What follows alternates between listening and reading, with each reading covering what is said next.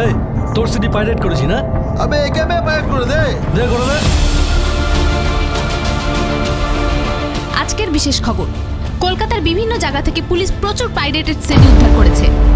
সন্দেহ করা হচ্ছে পুরো ঘটনার মূল চক্রে মিস্টার আগরওয়ালজি নামে কেউ। এখন প্রশ্ন হচ্ছে, কে এই মিস্টার আগরওয়াল? সিডি পাইরেসি করুন, পয়সা কামান।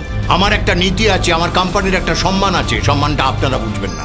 আচ্ছা, মানুষ যদি 10 টাকায় গান শুনে সন্তুষ্ট হয় তাহলে আপনাদের অসুবিধাটা কোথায়? আরে আপনারা হলেন সরকার, আপনারা যেমন বলবেন ঠিক তেমনই এই চলবে। পাইরেসির যুগে সিডি কোম্পানিগুলো লাল বাতি জ্বেলে, মানে পয়সা নেই। বাপি, শিল্পকে ছোট করো না। ভালো লাগা তো হয়েই গেছে, শুধু ভয় হয় যদি তোমায় ভালোবেসে ফেলি।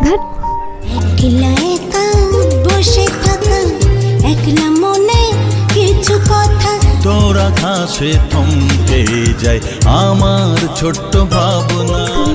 অনেক বড় হবে, অনেক নাম করবে, সবার ভিড়ের মাঝে আমি হারিয়ে যাব না তো? আমরা সিডিটাকে রিলিজ করার চেষ্টা করছি। আমি অ্যালবামটির নাম ঠিক করেছি, লাভ 16। কে আমার গান পয়সা দিয়ে কিনে শুনবে বলো তো? আজ আকাশ এই রিস্কটা নিয়েছে, আর আমি এই সুযোগটাকেই কাজে লাগাতে চাই। বুঝতে পারছি না এটা কি করে হলো। সিডি পাইরেটেড হলো কি করে? আমি তোমাকে এমনিতেই টাকাটা দিয়ে দেবো, কিন্তু প্লিজ তুমি আমাকে শোয়ের জন্য এভাবে রিকোয়েস্ট করো না। আরে এটাই এখন যুগ, কার গান ওটা থেকে ডাউনলোড হচ্ছে, কেউ জানতে চায় না। এসব গান বাজনা আমাদের গরিবদের জন্য নয়।